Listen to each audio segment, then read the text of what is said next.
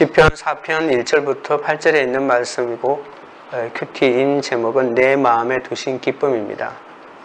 우리는 무시받고 자존심 상하는 일을 겪을 때 매우 힘들어합니다. 그런데 하나님은 다윗에게 압살롬의 반역으로 인한 무시와 조롱을 잘 견디면 그의 모든 원수의 뺨을 치며 악인의 일을 꺾어서 그 원수를 대신 갚아주겠다고 3편에서 말씀하셨죠. 매우 곤란한 환경에 처해 있으면서도 괜찮다고 여기고 하나님을 찾지 않는 것은 어리석은 것입니다. 하나님 우리에게 사건을 주셔서 그 사건을 통해서 하나님을 찾도록 하고 계신데 말입니다.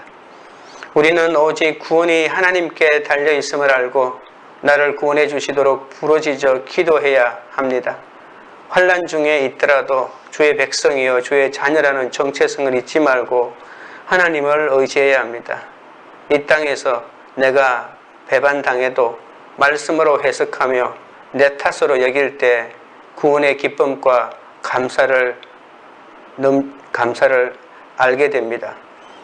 오늘 시편 4편에서 다윗은 하나님께 소리쳐 도움을 구하고 나서 그의 대적들을 향해서 자기에게 해를 끼침으로 하나님께 죄를 짓지 말라고 경고합니다.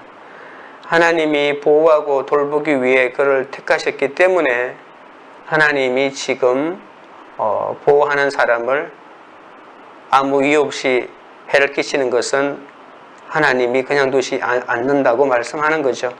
그것은 많은 사람이 낙담하고 있을 때 기도함으로써 그의 마음에 참된 기쁨을 발견하는 또 은혜가 임하기도 합니다. 오늘 첫 번째로 시인의 강구에 대하여 살펴보겠습니다. 다윗의 시 인도자를 따라 현악에 맞춘 노래.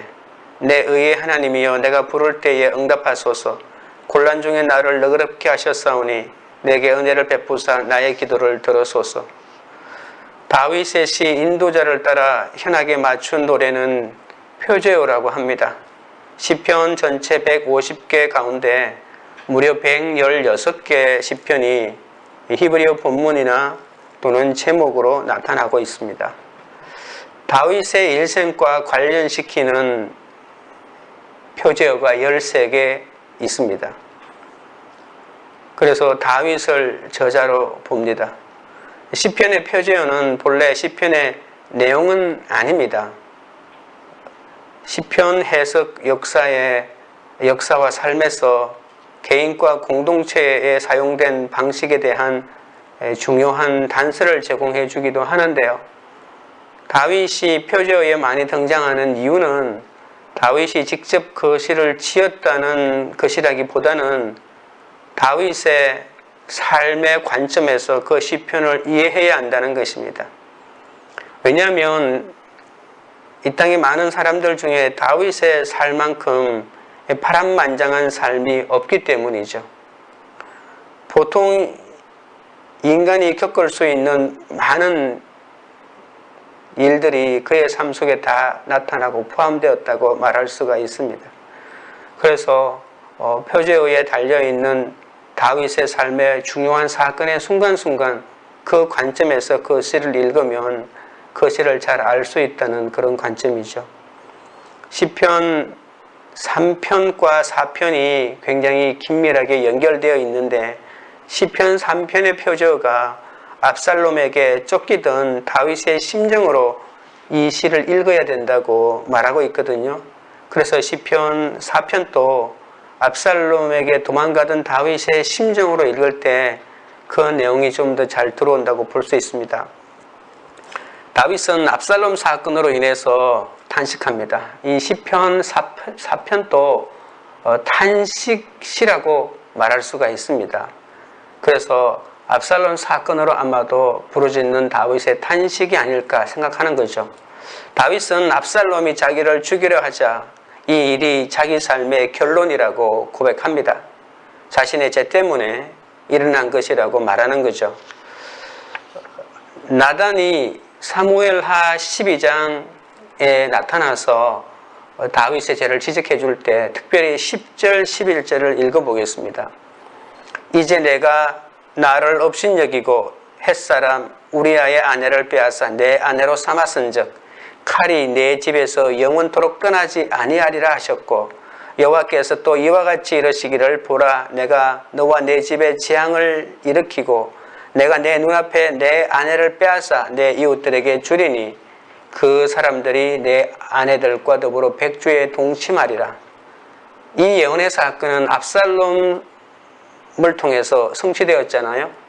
그래서 이 아무 이유 없이 자기는 잘 살고 있는데 일어난 사건이 아니라 하나님께서는 다윗이 밧세바를 범한 사건의 그 죄의 결과로 심판이 그에게 임했는데 그것이 바로 내 칼이 내 집에서 영원토록 떠나지 아니하리라고 하는 것이었거든요. 그러니까 다윗은 이 예언이 자기한테 이루어지는 것을 보고 이것은 아들 압살롬이 잘못된 것이 아니고 바로 자신의 죄라는 것을 깨닫게 되었습니다. 다윗은 잠잠히 눈물을 흘리며 의의 하나님을 찾고 기도합니다. 이에 하나님은 훗세를 통해 아히도벨의 계략을 어리석게 하심으로 다윗을 너그럽게 대하는 그런 사건의 결말을 우리가 알고 있죠. 다윗은 하나님께 대한 탄원의 기도를 올리고 있습니다. 번민과 고통 가운데 응답하소서라고 하면서 호소합니다. 다윗은 부당하게 고소를 당하며 죄가 없음에도 비난을 받고 있다고 자신의 억울함을 대변하고 있죠. 이에 그가 할 수 있는 길은 하나님께 호소하는 일밖에 없다는 것입니다. 자신의 간구를 들으시고 평안함을 달라고 기도합니다. 하나님은 예레미야 33장 3절을 통해서 너는 내게 부르짖으라 내가 내게 응답하리라고 약속하신 말씀을 또 우리가 이 다윗의 기도를 통해서 그렇게 기도하는 다윗을 볼 수가 있습니다. 기도에 대한 이러한 응답은 우리의 기도에 확신을 가지는 이유가 되기도 하죠. 나의 모든 사건에서 하나님은 100% 오롯이다고 고백할 때 하나님이 곤란 중에 나를 너그럽게 대하시는 것을 경험하게 됩니다. 자기 죄를 아파하고 세상 성공이 아닌 그분의 은혜를 구하는 자에게 하나님이 응답하십니다. 적용 질문 드립니다. 현재 나에게 찾아온 사건에서 하나님이 100% 오롯이다는 고백이 나옵니까? 하나님이 곤란 중에 있는 나를 너그럽게 대해 주신 일이 있습니까? 둘째는 인생들에 대한 권고입니다. 2절입니다. 인생들아 어느 때까지 나의 영광을 바꾸어 욕되게 하며 헛된 일을 좋아하고 거짓을 구하려는가? 스위스의 정신과 의사이자 프로이드의 수제자인 칼 흉은 우리 시대의 중추적인 신경질환은 공허라고 말한 적이 있습니다. 그리고 프랑스의 사상가 파스칼은 사람의 마음속에는 하나님이 만드신 공백이 있다.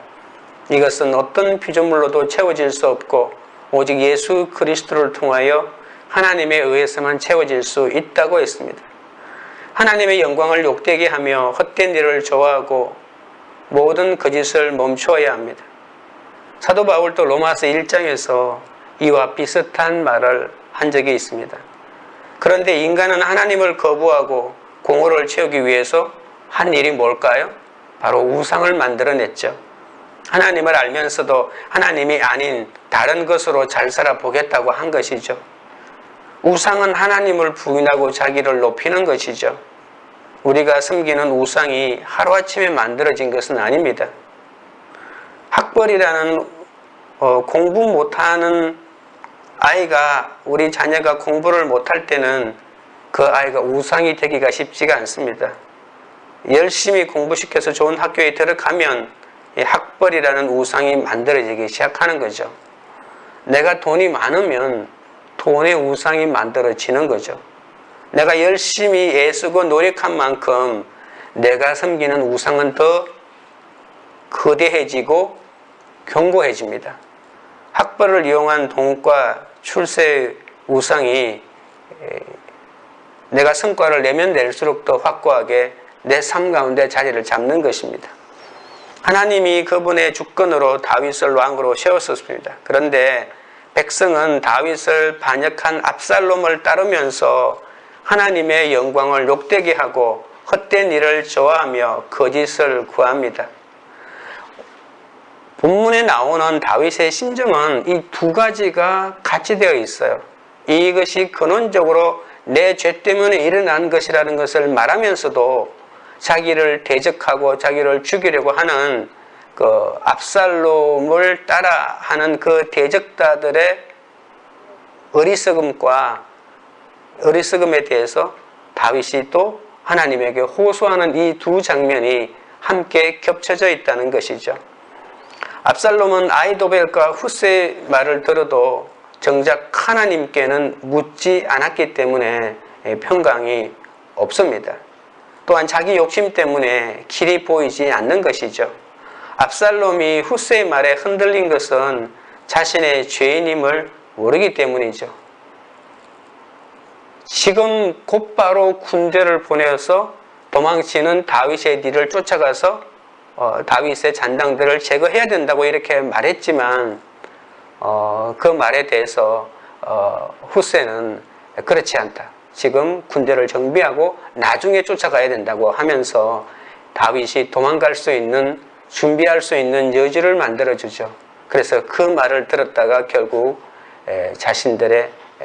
자신을 따르고 있는 그 아히도벨은 자결하고 사라지고, 그러니까 결국에는 이 쿠데타가 실패하게 되는 원인이 되기도 합니다. 3절입니다. 여호와께서 자기를 위하여 경건한 자를 택하신 줄 너희가 알지어다. 내가 그를 부를 때에 여호와께서 들으시리로다. 다윗은 자신의 원수에게 푸념하거나 불평하지 않고 오히려 자신의 태도와 행동을 바꾸도록 권면하고 있습니다. 자기를 대적하는 자들을 향하여 자신이 하나님의 택함을 받은 경건한 자임을 알라고 경고합니다. 나는 비록 내 죄 때문에 이러한 고난을 당하고 있지만 너희들이 지금 나를 대적하고 나를 핍박하는 것은 하나님께서 세우신 경건한 자를 너희가 핍박하는 것이라고 이렇게 말해주는 거죠. 하나님은 경건한 자를 구별하신다고 합니다. 이 택하다라고 하는 말은 분리해서 각별하게 돌보신다는 뜻입니다. 이것을 너희가 알아야 한다고 설득하는 거죠. 다윗은 사울이 자기를 부당하게 잡으러 왔지만 하나님이 택한 사람에게 칼을 대지 않고 몇 번인가 살려주었잖아요. 그러니까 하나님에게 심판이 있는 거예요. 사람이 자신이 심판을 집행하는 것처럼 그렇게 하나님이 세운 사람을 잡으려고 하는 것은 어리석은 것이죠. 다윗은 처음에는 자신의 고통을 탄식하다가 자신의 기도를 들으시는 주님을 신뢰하기 때문에 대적을 향하여 변화된 태도를 가지라고 담대히 그 대적을 설득하는 것입니다.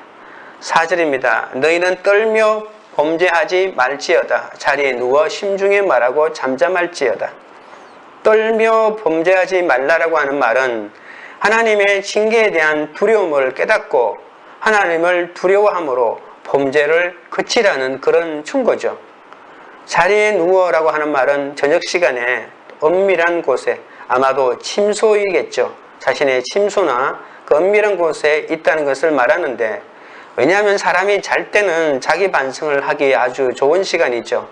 회개하기에 좋은 장소 또는 좋은 시간에 심중에 말하라 이렇게 말하는데, 이것은 생각하고 또 깊이 생각하라는 것입니다. 그래서 자신들이 지금 다윗을 저항하고 대항하는 것은 하나님이 세우신 사람에 대한 저항이기 때문에 이것은 하나님의 뜻이 아니라고 말하는 거죠. 다윗은 대적자들에게 은밀한 곳에 들어가서 하나님의 말씀으로 자신의 죄를 발견하고 참된 회개에 이르고 그 악한 길에서 돌이키라고 이렇게 충고하고 있는 것입니다. 5절에 보십시오. 의의 제사를 드리고 여호와를 의지할지어다.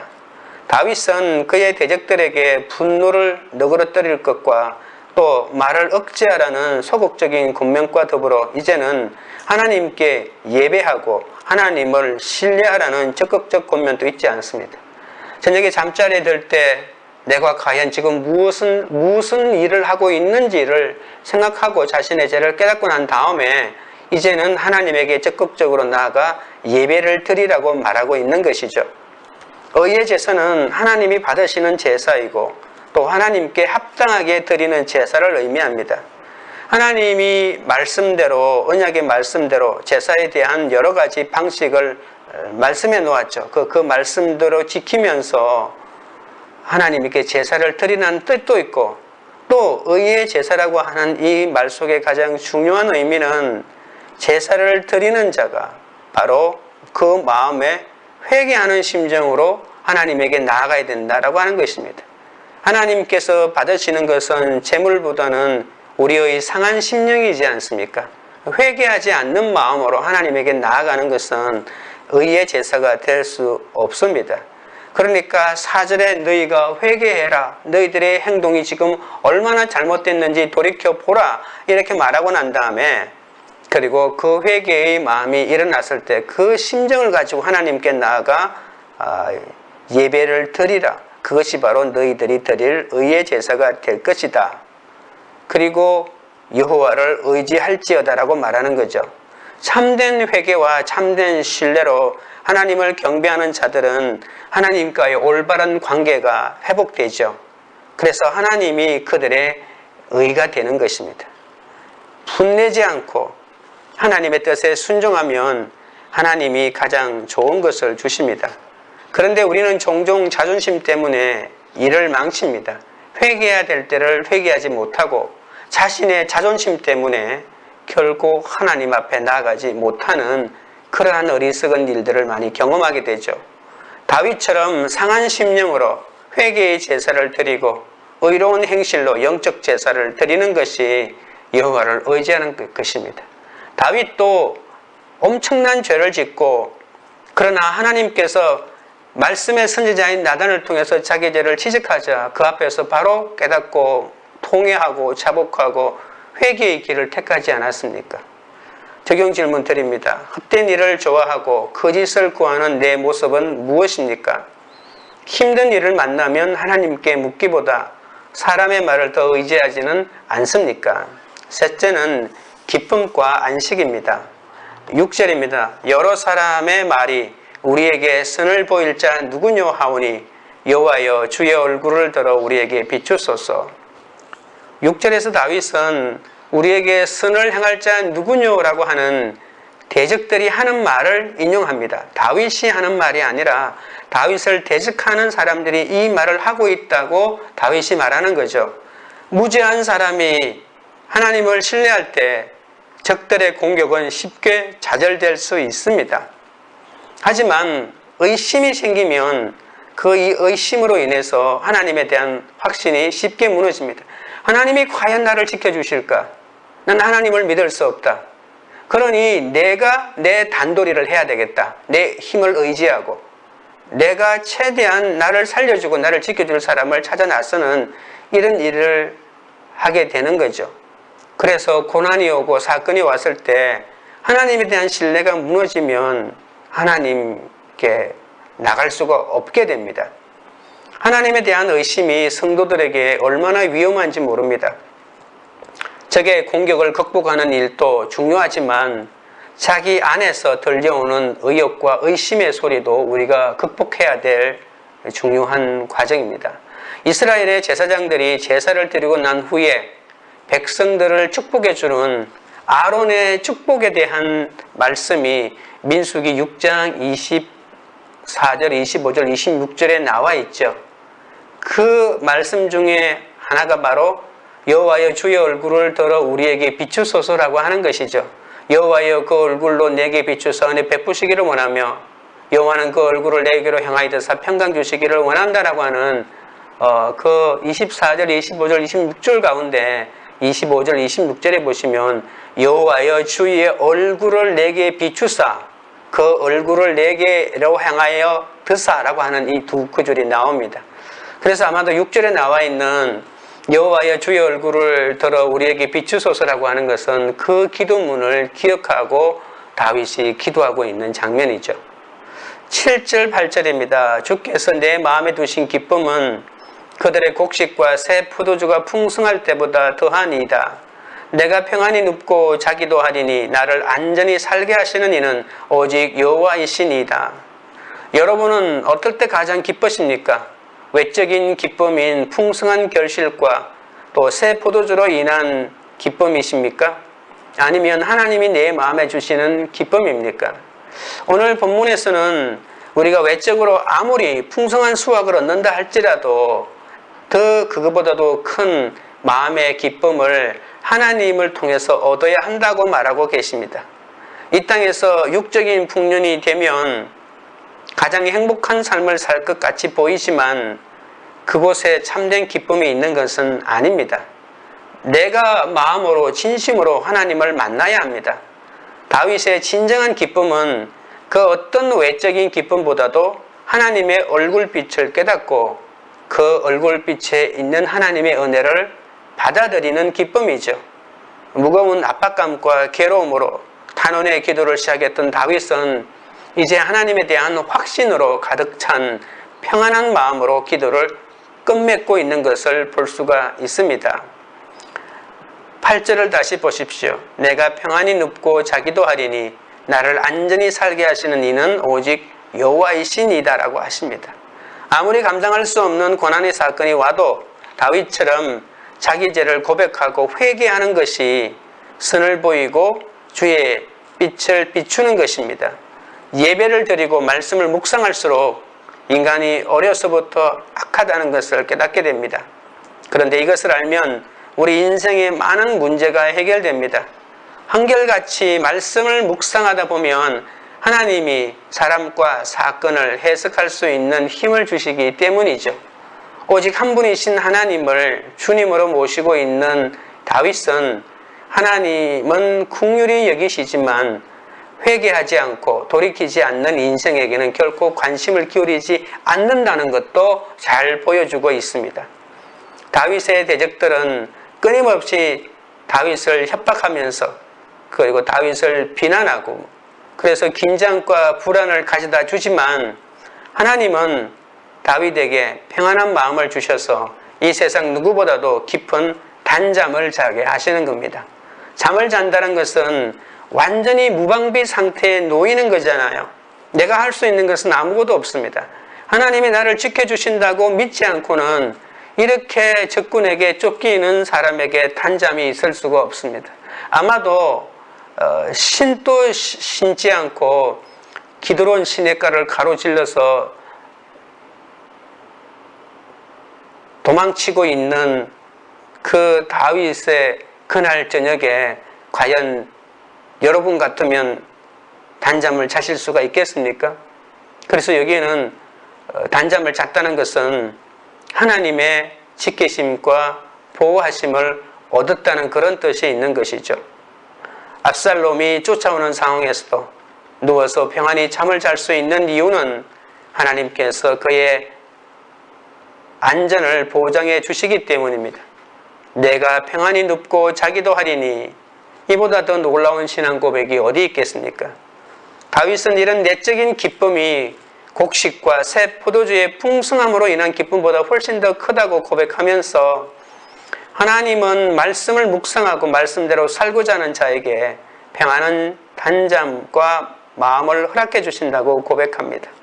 마음의 평강이 환경으로도 나타나게 되는 거죠. 나를 안전히 살게 하시는 이는 오직 주님밖에 없으므로 오늘 하루도 그 주님으로 인하여 참된 평안을 누리는 복된 날이 되기를 바랍니다. 적용 질문 드립니다. 나는 어디에서 기쁨과 안식을 구하고 있습니까? 육적으로 열매를 맺을 때보다 말씀을 깨달을 때 더 기뻐합니까? 기도드리겠습니다. 하나님 아버지, 곤란 중에도 저를 너그럽게 대하시는 하나님이심을 깨닫게 하시니 감사합니다.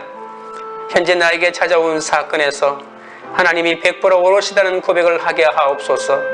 하나님이 공고한 나를 너그럽게 대해 주셔서 이 땅에 살아가는 모든 감당할 수 없는 사건 가운데서도 오직 주님만을 붙들고 주님으로 인하여 참된 평강을 얻게 하시는 분이심을 믿게 하시니 감사합니다.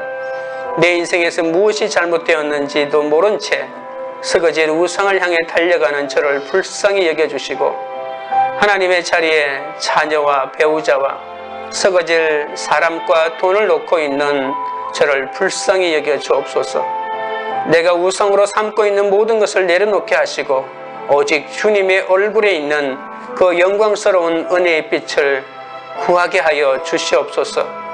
어떤 사건에서도 다윗처럼 상한 심령으로 내 죄와 내 잘못을 보고 회개하기를 원합니다.